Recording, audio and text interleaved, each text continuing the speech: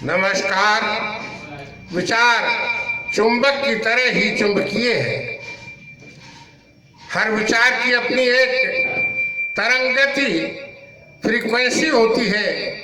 ये अपने जैसे तरंगत वाले विचार को अपनी तरफ आकर्षित करते हैं अथवा इनसे जुड़ जाते हैं और अपने स्रोत पर पुनः फिर वापस लौट आते हैं। इस प्रकार विचारों का हमारे मस्तिष्क एवं ब्रह्मांड के मध्य एक संवहन क्रिया होने लगती है।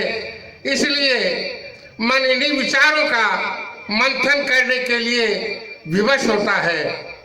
इस पर जब हम थोड़ी और गहराई से विचार करते हैं और अनुभव करते हैं तो हमें लगता है कि हमारा मस्तिष्क एक ट्रांसमिशन टावर की तरह कार्य करता है, जो एक तरंगति के विचारों को ब्रह्मांड में प्रसारित करता है और यह विचार ब्रह्मांड में उपस्थित अपने जैसे तरंगत वाले विचारों को स्वतः आकर्षित करता है और मन के आयाम द्वारा अपने ट्रांसमिशन टावर अर्थात मस्तिष्क में से जुड़ाव बना लेता है।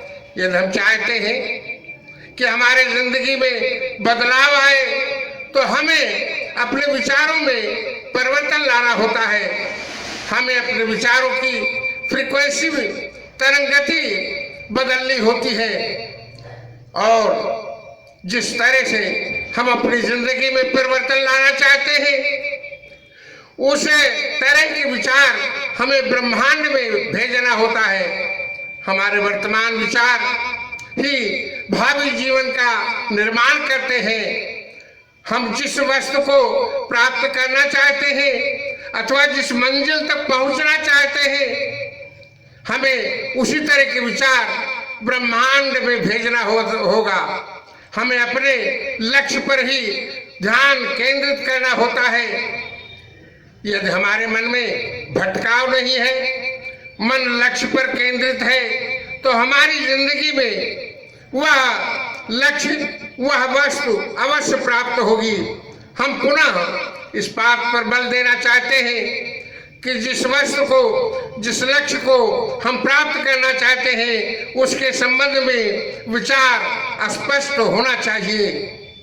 ब्रह्मांड में भेजे जाने वाले विचार पर हमें दृढ़ रहना चाहिए। उस पर हमें अटूट विश्वास रखना चाहिए कि वह वस्तु हमें मिल रही है, मिल गई है और उस वस्तु के मिलने वाले आनंद को हम अनुभव कर रहे हैं, महसूस कर रहे हैं। लक्ष्य छोटा हो अथवा बड़ा, वस्तु सस्ती हो अथवा महंगी, लक्ष्य हमें अवश्य प्राप्त होगा। वो वस्तु हमें मिलेगी, अवश्य मिलेगी। ब्रह्मांड के लिए किसी भी वस्तु को प्रदान करना कठिन नहीं है। बाइबल के नए नियम मत्ती 14, 26 और 27 के एक प्रसंग को हम यहाँ उल्लेख करना चाहते हैं। प्रभु यीशु ने अपने चेलों को बरबस नाव पर चढ़ाया कि वह उनसे पहले उस पार चले जाए। वह लोगों को विदा करके प्रार्थना करने के लिए अलग एक पहाड़ पर चढ़ गए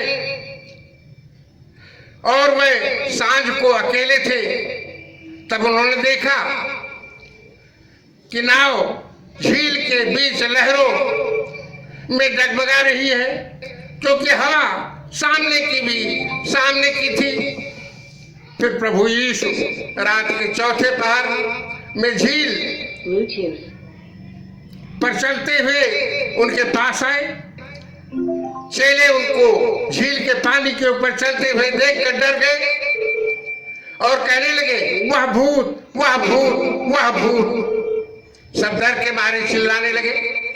प्रभु यीशु ने उन्हें शांत किया और कहा, डरो मत, ढांढस बांधो, मैं यीशु हूं। पतरस ने कहा, हे प्रभु, यदि आप ही हैं यीशु तो मुझे अपने पास पानी पर चलकर आने की आज्ञा दे। प्रभु यीशु ने कहा आ जा।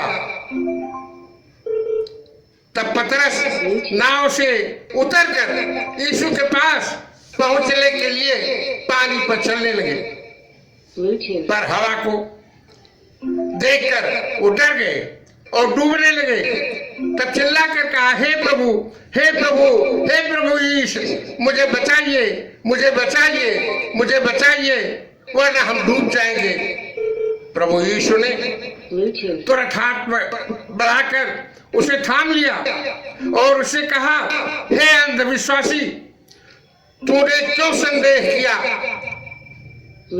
जब वह नाव पर चढ़ गए तब हवा थम गई। इस पर के नाव पर थे, इस पर जो नाव पर थे वह सब प्रभु यीशु को दंडवत करके बोले हे प्रभु यीशु, आप सचमुच परमेश्वर के पुत्र हैं। पतरस इसलिए झील में डूबने लगा था क्योंकि उसका ये विश्वास टूट गया था। उसकी इच्छा शक्ति समाप्त हो गई थी, उसकी इच्छा प्रबल नहीं थी। लक्ष्य को प्राप्त करने के लिए हमें विश्वास बनाए रखना चाहिए। ब्रह्मांड में वस्तु को मांगना होता है, विश्वास करना होता है और तब वो वस्तु प्राप्त होती है। ब्रह्मांड से वस्तु को मांगिए, विश्वास कीजिए और पाइए। इस 3 स्तर में हम ब्रह्मांड से वस्तुओं को या उस मंजिल को जिसे प्राप्त करना चाहते हैं उस मंजिल को प्राप्त करते हैं, उस वस्तु को प्राप्त करते हैं। शेष अगले अंक में। धन्यवाद। जय हिंद।